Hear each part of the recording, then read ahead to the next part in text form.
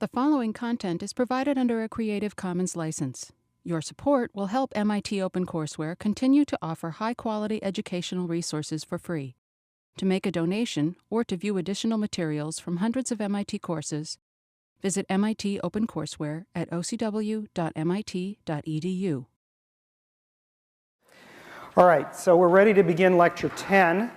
And what I'm going to begin with is by finishing up some things from last time. We'll talk about approximations.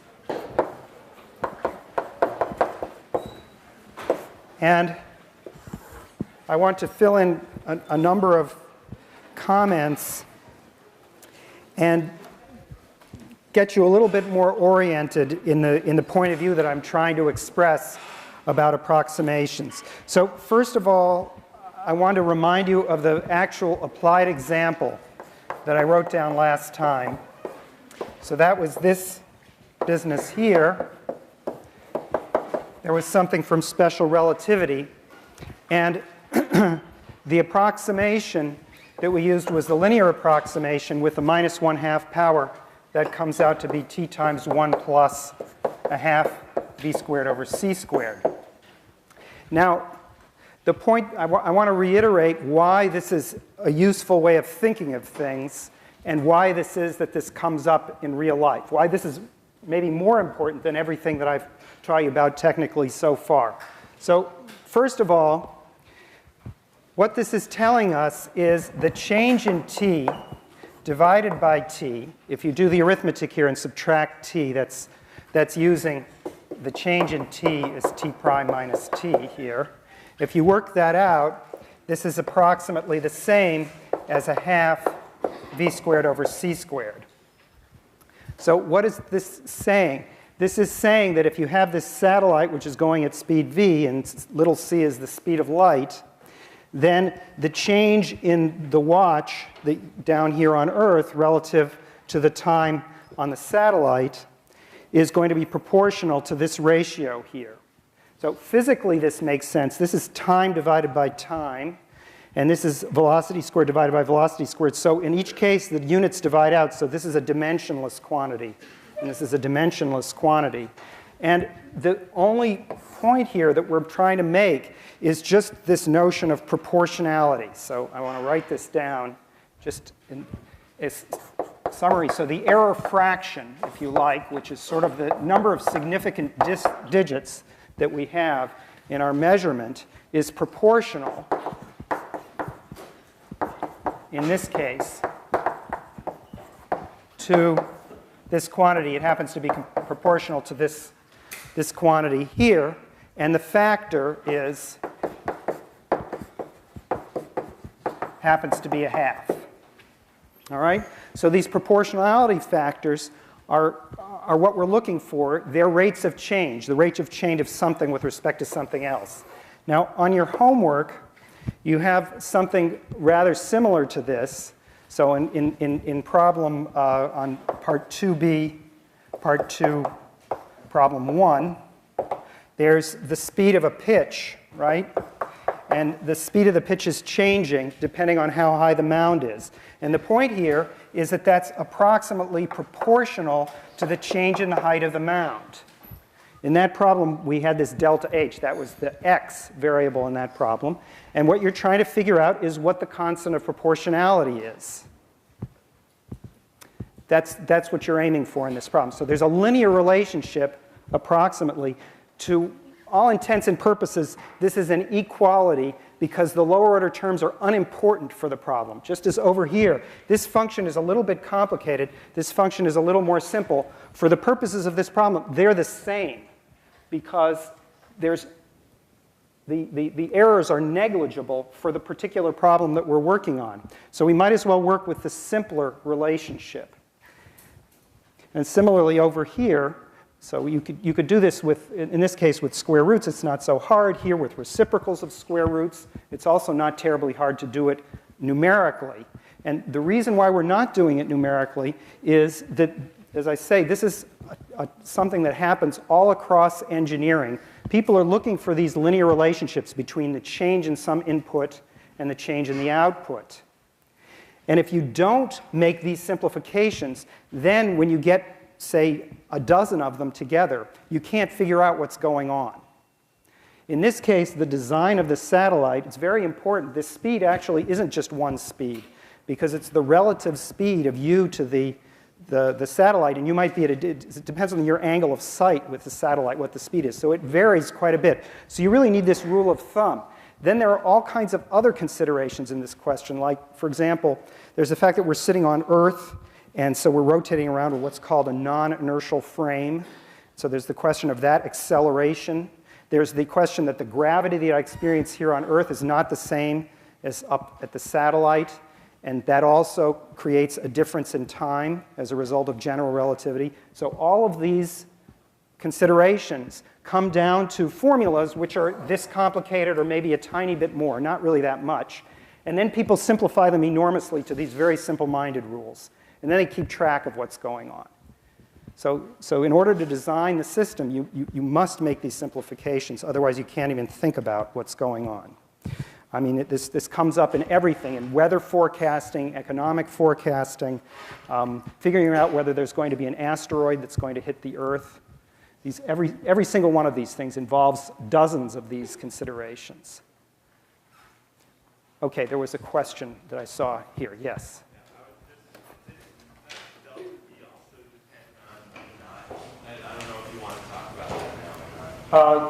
Yeah, so in basically any problem where you have a derivative, the rate of change also depends on what the base point is.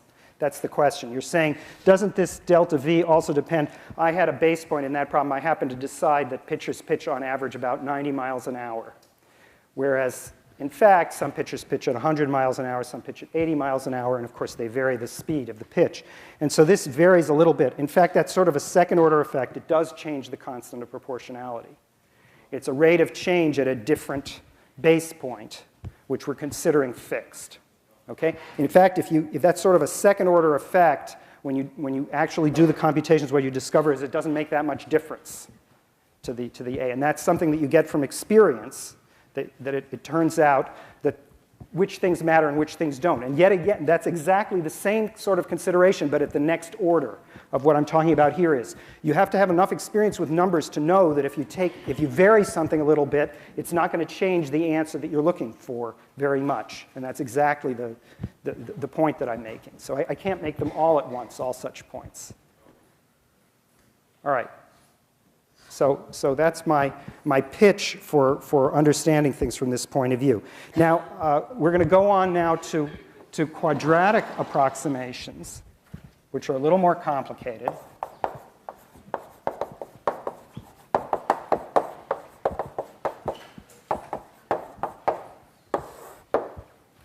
So we talked a little bit about this last time, but I didn't finish, so I want to finish up this up. And the first thing that I should say is that you use these when the linear approximation is not enough. Okay? So, that's something that you really need to get a little experience with. In economics, I told you they use logarithms. So sometimes they use log linear functions. Sometimes they use log quadratic functions when the log linear ones don't work. So most modeling in economics is with log quadratic functions. And if you made it any more complicated than that, it's useless, and it's a mess, and people don't do it. So they stick with the quadratic ones, typically. All right, so the basic formula here, and I'm going to take the base point to be 0, is that f of x is approximately f of 0 plus f prime of 0 times x. That's the linear part, plus this extra term, which is f double prime of 0 divided by 2x squared. And this is supposed to work for x near 0. Okay? So I've chosen the base point as simply as possible. All right, so here's more or less where we left off last time. And one thing that I said I was going to explain, which I will now, is why it's a half. F double prime of 0. So we need to know that. So let's work that out here. First of all, so I'm just going to do it by example. So if you like, the answer is just Well, what happens when you have a parabola? A parabola is a quadratic. Its quadratic approximation had better be itself. It's got to be the best one, so it's got to be itself. So this formula, if it's going to work, has to work on the nose for quadratic functions. So let's take a look. If I differentiate, I get b plus 2cx. If I differentiate a second time, I get 2c. And now let's plug it in. Well, we can recover. What is it that we want to recover? We want to recover these numbers a, b, and c using the derivatives evaluated at 0. So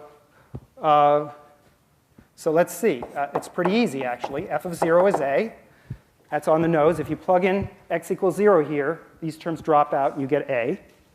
And now f prime of 0, whoops, that was wrong. So I wrote f prime, but what I meant was f. All right, so f of 0 is a. Let's back up. F of 0 is a, so if I plug in x equals 0, I get a. All right, now f prime of 0, that's this next formula here.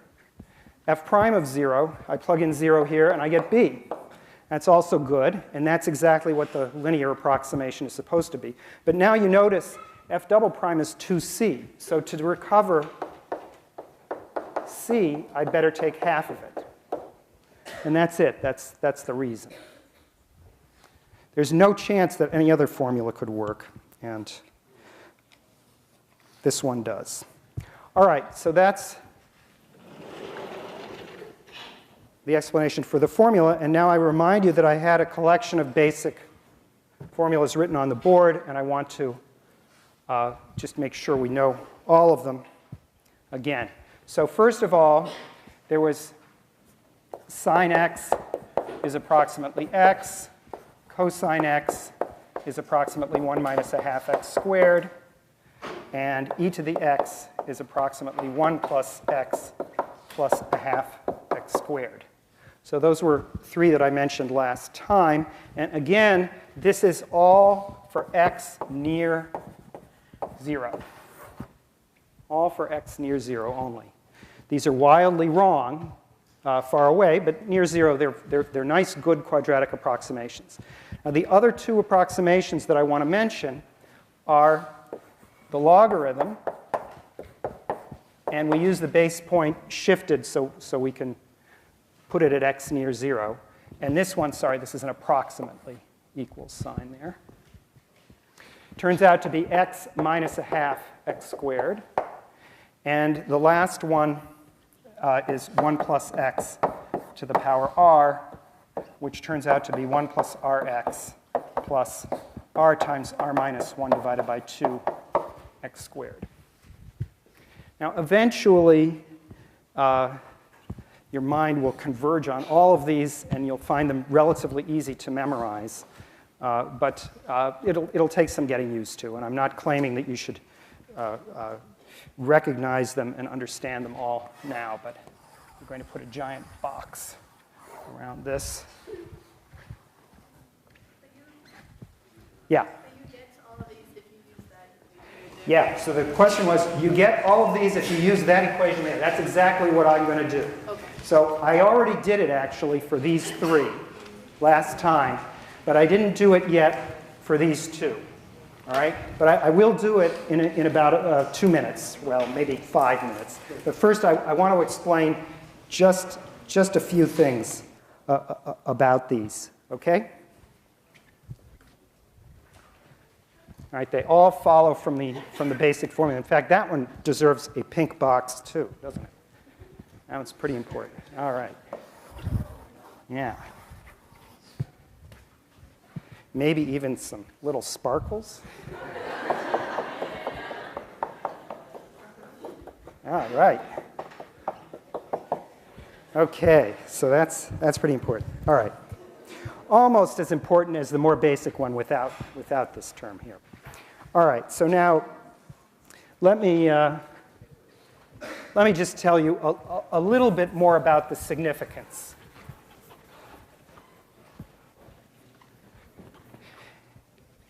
Again, this is just to reinforce something that we've already done, but it's closely related to what you're doing on your problem set. So it's worth your while to recall this. So there's this expression that we were dealing with, and we talked about it in lecture, and we showed that this tends to e as k goes to infinity. All right? So that's what we showed in lecture. And the way that we did that was we took the logarithm, and we wrote it as k times, the logarithm of 1 plus 1 over k. All right? And then we evaluated the limit of this. Now, I want to do this limit again using linear approximation to show you how easy it is if you just remember the linear approximation. And then we'll explain where the quadratic approximation comes in. So I claim that this is approximately equal to k times 1 over k. Now, why is that? Well, that's just this linear approximation. So what did I use here? I used log of 1 plus x is approximately x for x is equal to 1 over k. All right, that's what I used in this approximation here. And that's the linear approximation to the natural logarithm. And this number is relatively easy to evaluate. I know how to do it. It's equal to 1. All right? That's the same. Well, so where does this work? This works where this thing is near 0, which is when k is going to infinity. This thing is working only when k is going to infinity. So what it's really saying, this approximation formula, is it's really saying that as we go to infinity in k, this thing is going to 1. All right, as k goes to infinity.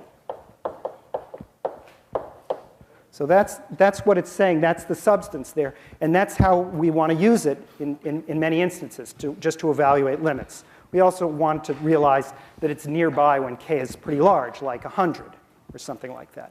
Now, so that's the idea of the linear approximation. Now, if you want to get the rate of convergence here, so the rate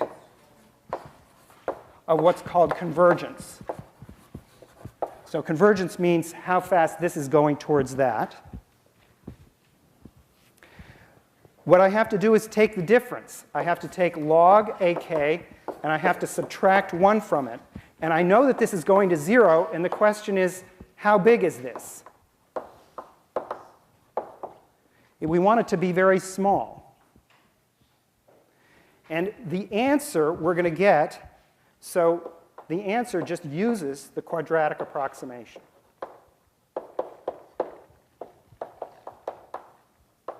So if I just have a little bit more detail than this expression here, in other words, I have the next higher order term. This is like 1 over k. This is like 1 over k squared. Then I can understand how big the difference is between the expression that I've got and its limit. All right, so that's what's on your homework. Right? This is on your problem set. OK, so that is more or less an explanation for one of the things that quadratic approximations are good for. And I'm going to give you one more illustration. One more illustration. And then we'll actually check these formulas. Yeah, another question. I have a question about, OK, when they give you a question, do they specify whether you should use linear or quadratic approximation? That's a very good question here. When they, which in this case means maybe me, when I give you a question, does one specify whether you want to use a linear or a quadratic approximation? The answer is, in real life, when you're faced with a problem like this, where some satellite is orbiting and you want to know the effects of gravity or something like that, nobody is going to tell you anything. They're not even going to tell you whether a linear approximation is relevant or a quadratic or anything. So you're on your own. When I give you a question, at least for right now, I'm always going to tell you. But as time goes on, I'd like you to get used to when it's enough to get away with a linear approximation. And you should only use a quadratic approximation if somebody forces you to. You should always start trying with the linear one, because the quadratic ones are much more complicated, as you'll see in this next example. Okay, so the example that I want to use is, you're going to be stuck with it because I'm asking for the quadratic. So we're going to find the quadratic approximation near for x near 0 to what? Well, this is the same function that we used in the last lecture. I think this was it. E to the minus 3x, 1 plus x to the minus a half. Okay? So unfortunately, I stuck it in the wrong place to be able to fit this very long formula here. So I'm going to switch it. All right? I'm just going to write it here. And we're going to just do the approximation. All right? So we're going to say quadratic in parentheses. And we'll say x near 0. All right? So that's what I want. So now, here's what I have to do. Well, I have to write in the quadratic approximation for e to the minus 3x. And I'm going to use this formula right here. And so that's 1 plus minus 3x plus minus 3x, the quantity squared, over 2. The other factor, I'm going to have to use this formula down here, because r is minus a half. And so that's 1 minus a half x plus a half times minus a half times minus 3 halves x squared. All right? So this is the r term, and this is the r minus 1 term.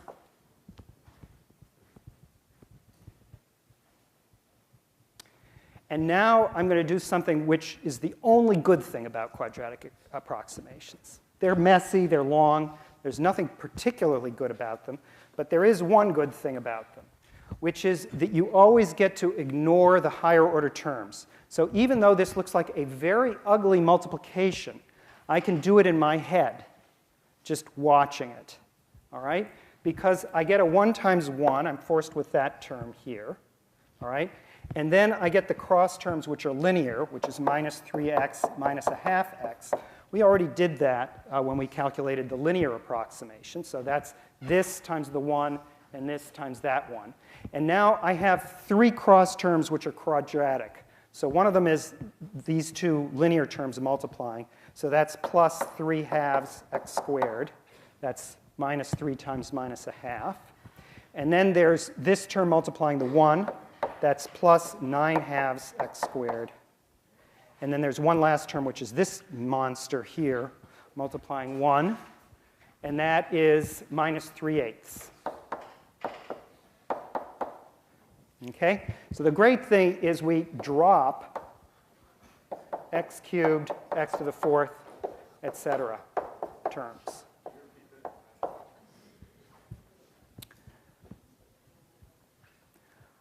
Yeah. Okay, well, so copy it down, and you work it out as I'm doing it now, all right? So what I did is I multiplied 1 by 1. I'm using the distributive law here. That was this 1. I multiplied this 3x by this 1. That was that term. I multiplied this by this. That's that term. And then I multiplied this by this. In other words, 2 x terms. That gave me an x squared and a minus 3 times a minus a half. And I'm going to stop at that point, because the point is it's just all the rest of the terms that come up. Now, the only reason why it's easy is that I only have to go up to x squared terms. I don't have to do the higher ones. Another question way back here. Yeah, right there. That last term, is associated with... Oh, thank you. So somebody can check my arithmetic too. Good.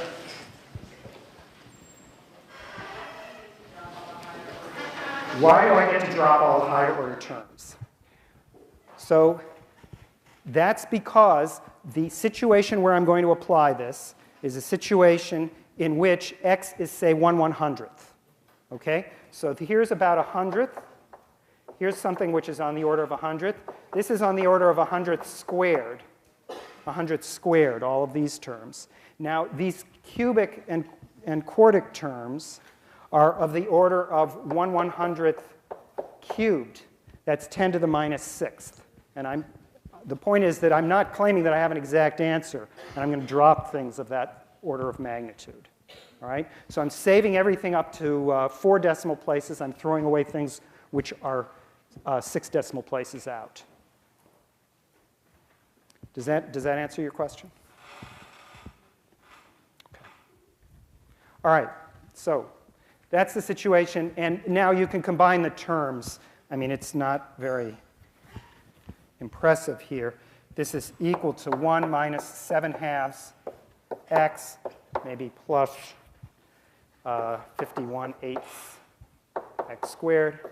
If I'd made that, if those minus signs hadn't canceled, I would have gotten the wrong answer here.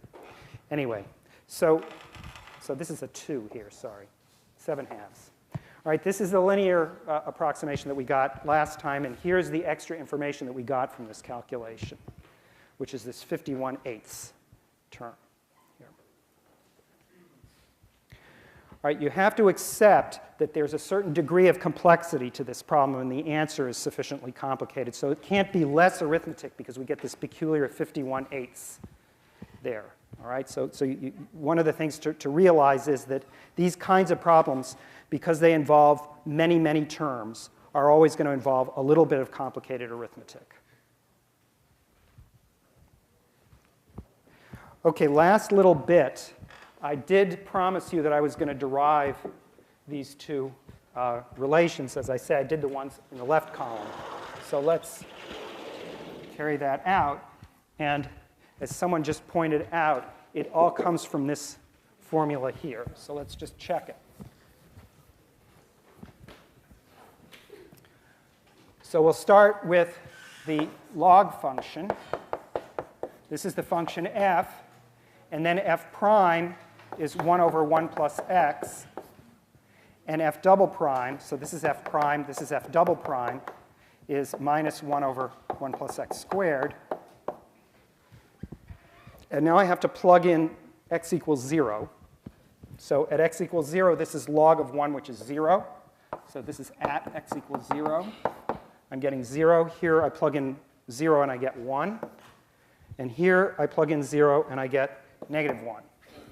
So now I go and I look up at that formula, which is way in that upper corner there, and I see that the coefficient on the constant is 0.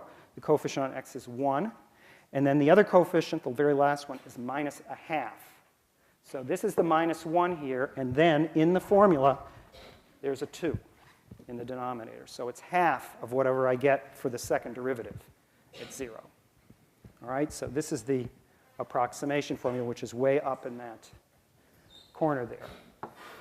All right, similarly, if I do it for 1 plus x to the power r, I have to differentiate that. I get r, 1 plus x to the r minus 1, and then r times r minus 1, x plus 1 to the r minus 2. So here are the derivatives. And so if I evaluate them at x equals 0, I get 1. That's 1 to the r power is 1. And here I get r, 1 to the r minus 1 times r. And here I plug in x equals 0, and I get r times r minus 1.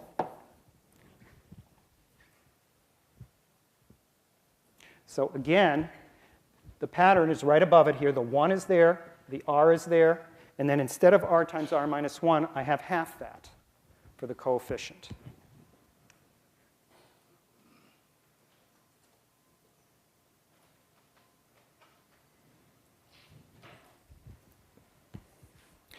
All right, so these are just examples. Obviously, if we had a more complicated function, we might carry this out. But as a practical matter, we try to stick with the ones in the pink box and just use algebra to get other formulas.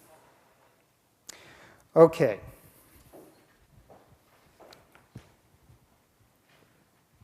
All right, so I want to shift gears now and treat the subject that was supposed to be this lecture. And we're not quite caught up, but we will try to do our best to do as much as we can today. So the next topic is curve sketching. And so let's get started with that.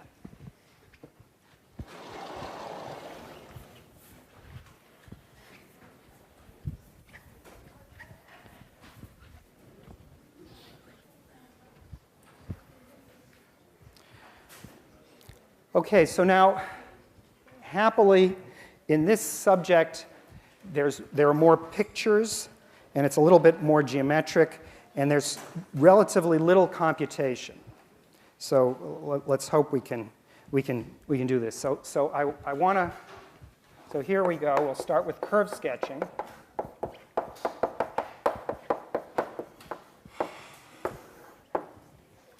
And the goal here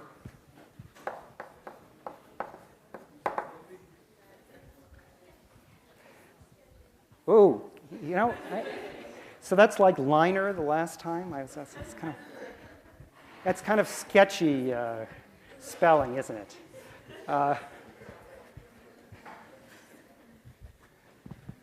there's certain kinds of things which I can't spell, but all right.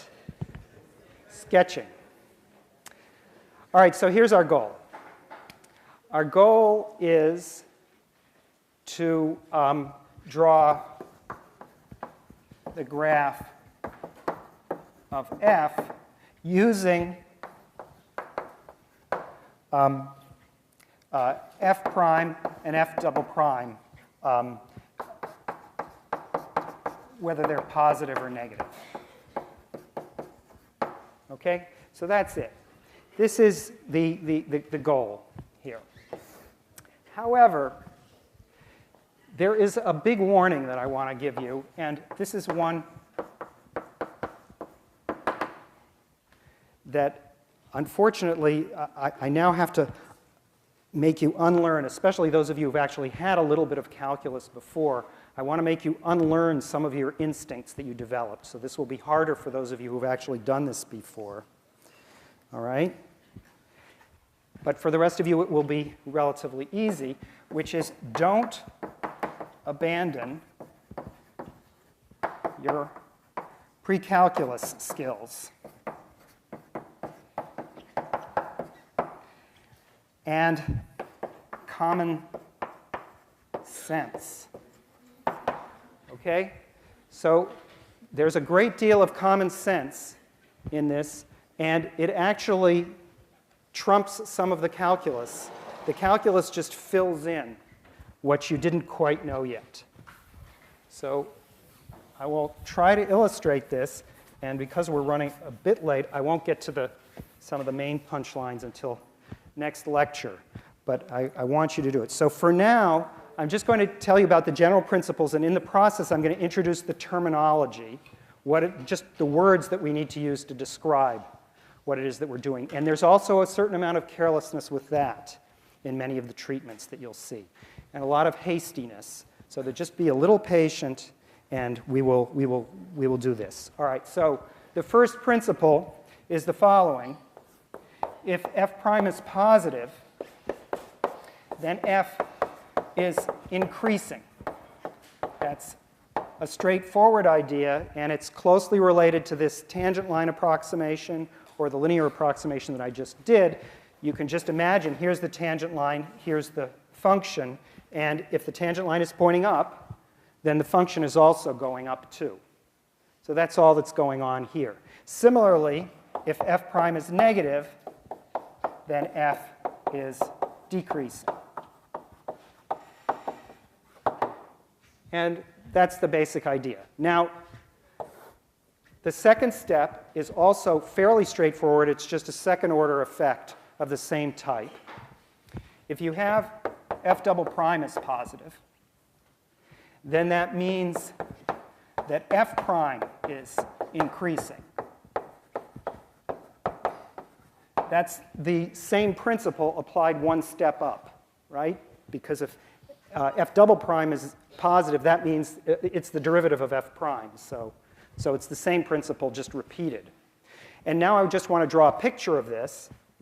Okay, here's a picture of it, I claim, and it looks like something's going down, and I did that on purpose.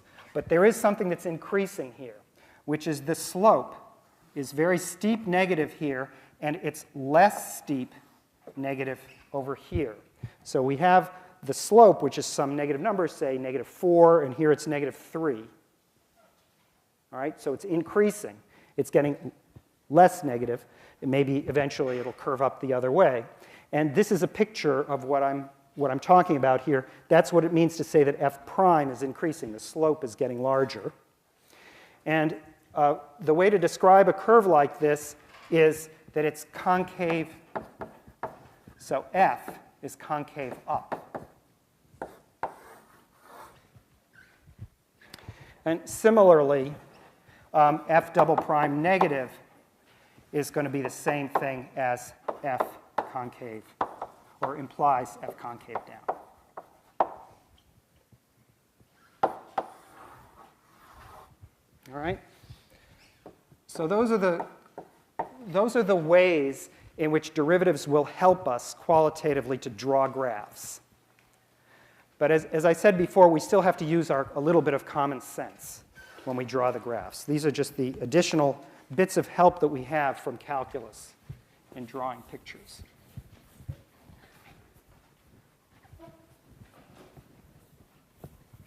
So I'm going to go through one example to introduce all the notations, and then eventually, so probably at the beginning of next time, I'll give you a systematic strategy that's going to work when what I'm describing now goes wrong, or a little bit wrong. So let's begin with a straightforward example. So the first example that I'll give you is the function f of x is equal to 3x minus x cubed. Just as I said, to be able to introduce all the notations. Now, if you differentiate it, you get 3 minus 3x squared. And I can factor that.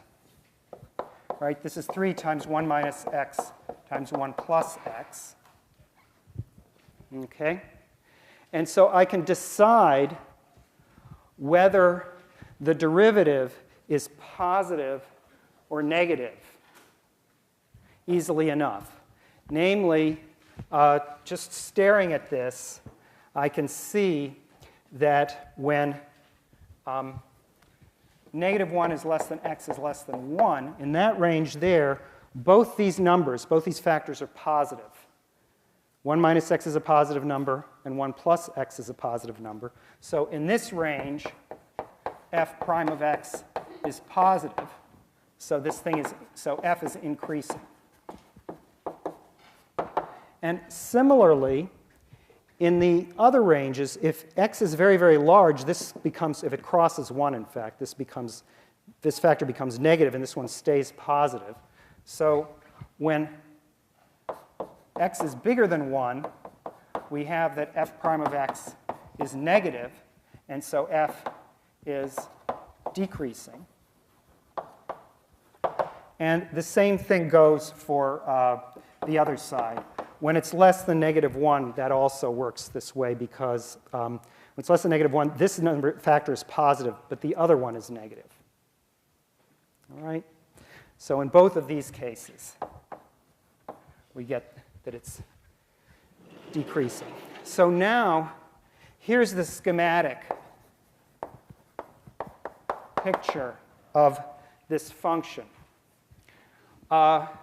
So here's -1, here's 1. It's going to go down, up, down. All right? That's what it's doing. All right, maybe I'll just leave it alone like this. All right? That's what it looks like. So this is the kind of information we can get right off the bat. And you notice immediately that it's very important from the features of the function, the sort of key features of the function that we see here, are these two places. All right? Maybe I'll even mark them in like this. And these things are turning points. Okay? Now, so what are they? Well, they're just the points where the derivative changes sign, where it's negative here and it's positive there, so there it must be 0. So we have a definition, and this is the most important definition in this subject, which is that if f prime of x0 is equal to 0, we call x0 a critical point. Okay, the word turning point is not used just because, in fact, it doesn't have to turn around at those points. But certainly, if it turns around, then this will happen. And we also have another notation, which is the number y0, which is f of x0, is called a critical value. All right. So these are the key numbers that we're going to have to work out in order to understand what the function looks like.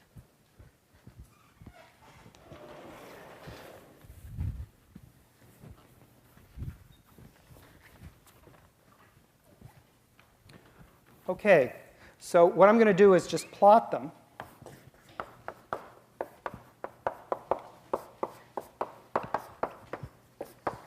We're going to plot the critical points and the values.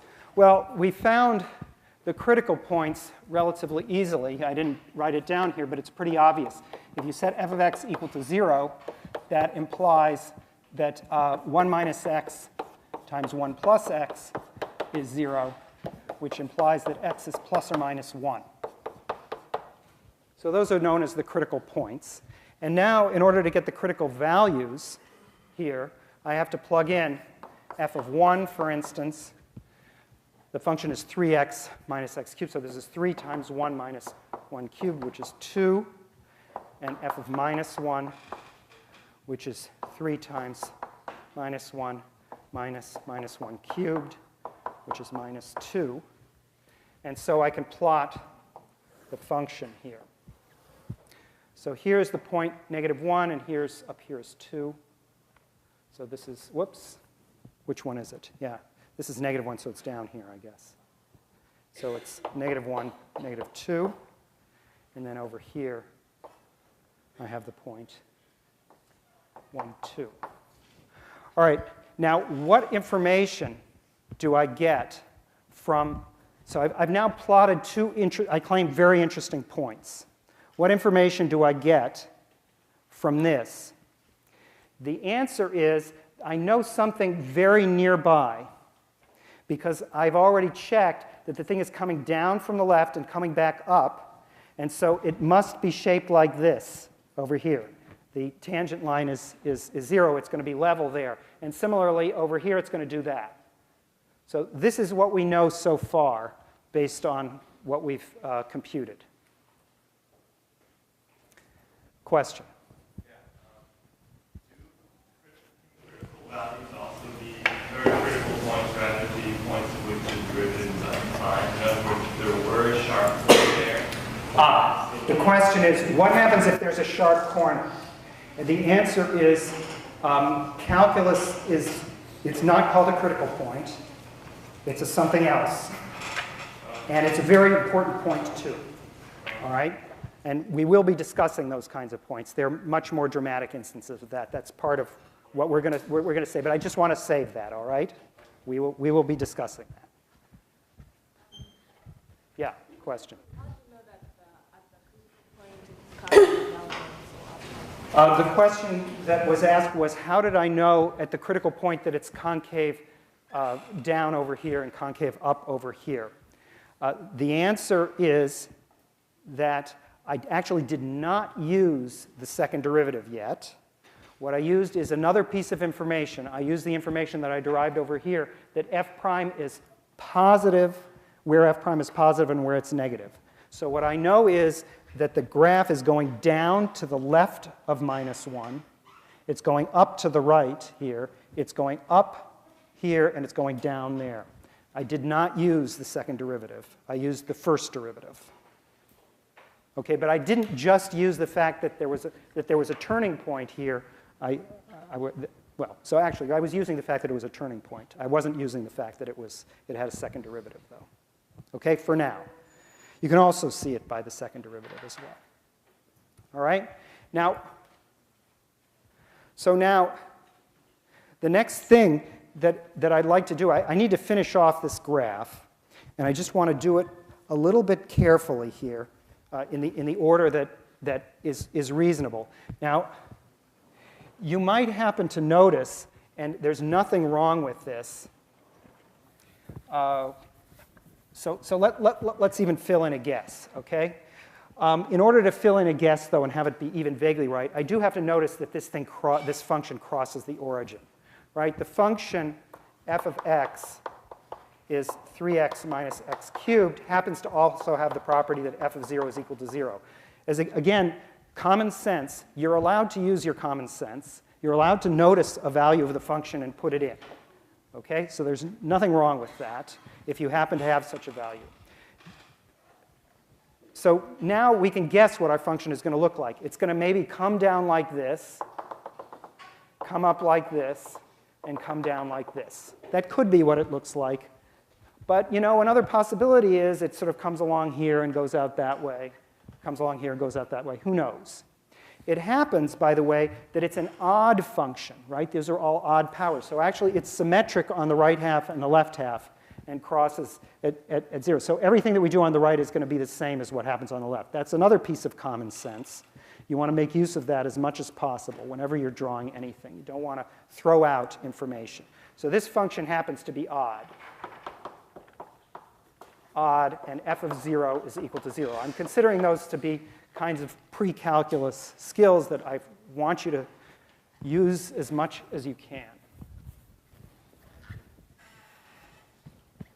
So now here's the first feature, which is unfortunately ignored in most discussions of functions. And it's strange because nowadays we have graphing things, and it's really the only part of the exercise that you couldn't do, at least on this relatively simple-minded level, without with a graphing calculator. And that is what I would call the ends of the problem. So what happens off the screen is the question. And that basically is the theoretical part of the problem that you have to address. You can program this. You can draw all the pictures that you want. But what you won't see is what's off the screen. You need to know something to figure out what's off the screen. So in this case, I'm talking about what's off the screen going to the right or going to the left. Okay?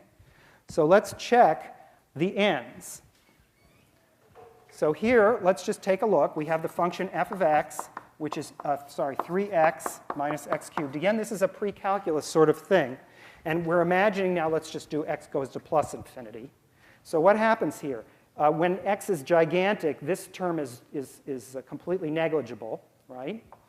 And it just behaves like minus x cubed, which goes to minus infinity as x goes to plus infinity. And similarly, f of x goes to plus infinity if x goes to minus infinity. All right? Now, let me pull down this picture again and show you what piece of the information we've got. We now know that it is heading up this way. It doesn't go like this. It goes up like that, and I'm going to put an arrow for it, and it's going down like this, all right? Heading down to minus infinity as x goes out farther to the right, and going out to plus infinity as x goes farther to the left. All right? So now there's hardly anything left of this function to describe. There's really nothing left except maybe decoration. And we kind of like that decoration, so we will pay attention to it. And to do that, we'll have to check the second derivative. So if we differentiate a second time, the first derivative was, remember, 3 minus 3x squared. So the second derivative is minus 6x. All right? So now we notice that f double prime of x is negative if x is positive, and f double prime of x is positive if x is negative. And so in this part, it's concave down. And in this part, it's concave up. And now I'm going to switch the boards so that you'll and draw it.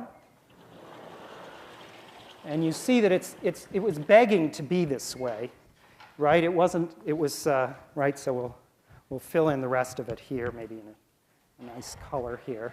So this is the whole graph, and this is the correct graph. It comes down in one swoop down here and comes up here, and then it changes to concave down right at the origin.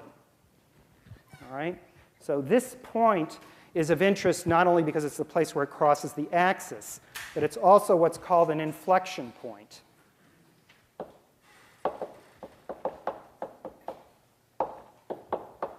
Inflection point, that's a point where, because f double prime at that place is equal to 0. All right? So it's a place where the second derivative is 0. We also consider those to be interesting points. Now, so let me just make one closing remark here, which is that all of this information fits together, and we're going to have much, much harder examples of this where you'll actually have to think about what's going on. But there's a lot of stuff protecting you, and functions will behave themselves and turn around appropriately. Anyway, we'll talk about it next time.